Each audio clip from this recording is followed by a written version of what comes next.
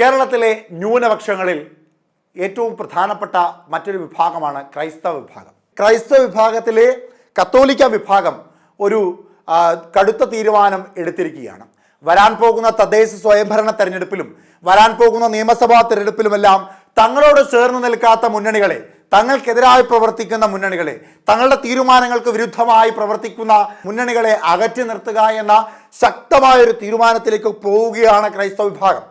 എന്നാൽ തങ്ങളെ പരിഗണിക്കുന്ന, തങ്ങളോടൊപ്പം പ്രവർത്തിച്ച് മുൻപോട്ട് പോകുന്ന മുന്നണികളെ ഇരുകൈ നീട്ടി സ്വീകരിക്കുവാനുള്ള മനസ്സും അവർ കാണിക്കുന്നുണ്ട് എന്നത് വ്യക്തമാക്കുന്നു.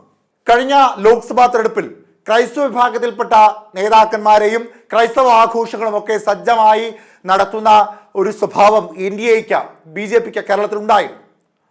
എന്നാൽ അതിനോടൊപ്പം തന്നെ പല പ്രാദേശിക ഇടങ്ങളിലും BJPയോട് ചേർന്ന് നിൽക്കുന്ന മറ്റ് ഹിന്ദു സംഘടനകൾ ക്രൈസ്തവ ആഘോഷങ്ങളെ അലങ്കോലപ്പെടുത്തുന്ന വാർത്ത ക്രൈസ്തവ പുരോഹിതന്മാരെ കാര്യമായ രീതിയിൽ സങ്കടപ്പെടുത്തിയിട്ടുണ്ട്. കൂടാതെ മണിപ്പൂർ വിഷയം അങ്ങനെ വലിയ രീതിയിലുള്ളൊരു ചർച്ചാ വിഷയമായി കേരളത്തിൽ കത്തി നിന്നതാണ്.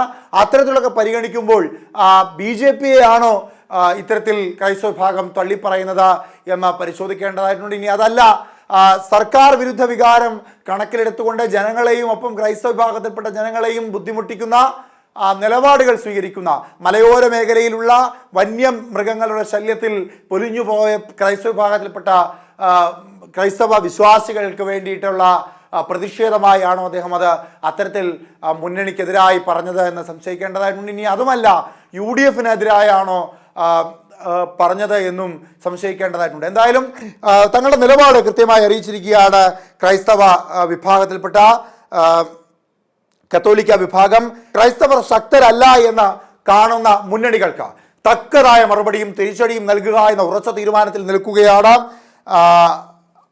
ക്രൈസ്തവ വിഭാഗം. അവഹേളിക്കുന്നവരെ ഒന്നിച്ചു നിന്ന് എതിർക്കുവാനുള്ള തീരുമാനമാണ് എടുത്തിരിക്കുന്നത് എന്ന് അവർ വ്യക്തമാക്കുന്നു. അതിനോടൊപ്പം തന്നെ ക്രൈസ്തവ വിഭാഗത്തിലെ കത്തോലിക്ക വിഭാഗമാണ് ഈ കാര്യം വ്യക്തമായി തുറന്നു പറഞ്ഞിരിക്കുന്നത്. എന്നാലും ക്രൈസ്തവ വിഭാഗത്തെ ഒറ്റക്കെട്ടായി ചേർത്ത് നിർത്തിക്കൊണ്ടുള്ള ഒരു പ്രവർത്തനമായിരിക്കും നടത്തുക. കത്തോലിക്ക കോൺഗ്രസ് ഗ്ലോബൽ ഡയറക്ടറായ ഫാദർ ഫിലിപ്പ് കവീലാണ് ഇത് ഒരു സ്വകാര്യ മാധ്യമ സ്ഥാപനത്തിനോട് തുറന്നു പറഞ്ഞത്. ഇതിൽ അവർ പറയുന്നത് ക്രൈസ്തവ മതവിശ്വാസികൾ ശക്തരല്ല എന്ന തോന്നലുള്ള മുന്നണികളോടുള്ള എതിർപ്പ്, അവഹേളിക്കുന്നവരെ ഒന്നിച്ചു നിന്ന് എതിർക്കും, അതിനോടൊപ്പം വനനിയമം ഇരുകൈ നീട്ടി സ്വീകരിക്കുന്നു. ഈ 3 പ്രധാനപ്പെട്ട കാര്യങ്ങളായിരുന്നു പറഞ്ഞത്. അതിൽ വ്യക്തമാണ് വരാൻ പോകുന്ന തദ്ദേശ സ്വയംഭരണ തെരഞ്ഞെടുപ്പിലും വരാൻ പോകുന്ന നിയമസഭാ തെരഞ്ഞെടുപ്പിലും കത്തോലിക്ക വിഭാഗത്തിനും ക്രൈസ്തവ വിഭാഗത്തിനും ഒക്കെ പ്രധാനമായ ചില തീരുമാനങ്ങൾ ഉണ്ടാകും. ആ തീരുമാനം മുന്നണികളെ സംബന്ധിച്ചുള്ള തീരുമാനമായിരിക്കും. തങ്ങളെ ചേർത്ത് നിർത്താത്ത മുന്നണികളെ അകറ്റി നിർത്തുക എന്ന ശക്തമായ തീരുമാനം തന്നെ എടുക്കാനാണ് കത്തോലിക്ക വിഭാഗം തീരുമാനിച്ചിരിക്കുന്നത്. അതിന് മറ്റ് ക്രൈസ്തവ വിഭാഗങ്ങളുടെ പിന്തുണയുണ്ടോ എന്ന് കൂടി മാത്രം ഇനി അറിഞ്ഞാൽ മതി. കത്തോലിക്ക Congress global director Father Philip Kaveel ഇത്തരത്തിൽ ഒരു പരാമർശം നടത്തിയതിൻ്റെ ഏറ്റവും പ്രധാനപ്പെട്ട കാര്യം, കത്തോലിക്ക കോൺഗ്രസിൻ്റെ നേതൃയോഗത്തിൽ ഒരു രാഷ്ട്രീയ യോഗം ഉണ്ടാവുകയുണ്ടായി. തദ്ദേശ സ്വയംഭരണത്തിൽ ഏത് മുന്നണിക്ക് പിന്തുണയർപ്പിക്കണം, ഏത് മുന്നണിയോടൊപ്പം നിൽക്കണം, മുന്നണി 3 പേർക്കുമെതിരെ എതിർത്ത് നിൽക്കണോ എന്നതടക്കമുള്ള ചർച്ചകളായിരുന്നു അവിടെ സജീവമായി നിന്നത്. UDF കത്തോലിക്ക വിഭാഗത്തെ അവഗണിക്കുന്നു എന്നൊരു ചർച്ച അതിൽ സജീവമായി നിന്നിരുന്നു. അതിനോടൊപ്പം RSS മേധാവിക്കെതിരായ ഒരു പരാമർശം കൂടി അവിടെ ഉണ്ടായി.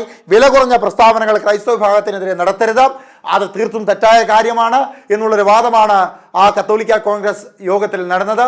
അപ്പോൾ ഇവിടെ ഒരു കാര്യം വ്യക്തമാണ്, വനനിയമം ഉപേക്ഷിച്ച ഇടത് സർക്കാരിനെ ഇരുകൈ നീട്ടി സ്വീകരിക്കുന്ന കത്തോലിക്ക വിഭാഗം, അതിന് ക്രൈസ്തവ വിഭാഗത്തിന് പിന്തുണ അവർ ആഗ്രഹിക്കുന്നു.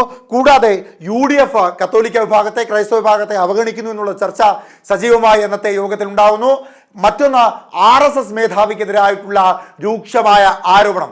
അപ്പോൾ UDFനെയും RSS ഉൾക്കൊള്ളുന്ന BJPയെയും തള്ളി നിർത്തിക്കൊണ്ട് ഇടതുപക്ഷത്തെ സ്വീകരിക്കുക എന്നൊരു നയമാണോ കത്തോലിക്ക വിഭാഗവും ക്രൈസ്തവ വിഭാഗവും വരാൻ പോകുന്ന തദ്ദേശ സ്വയംഭരണ തെരഞ്ഞെടുപ്പിലും നിയമസഭാ തെരഞ്ഞെടുപ്പിലും സ്വീകരിക്കുവാൻ പോകുന്നത് എന്നുള്ളത് വളരെ പ്രധാനപ്പെട്ട കാര്യമാണ്.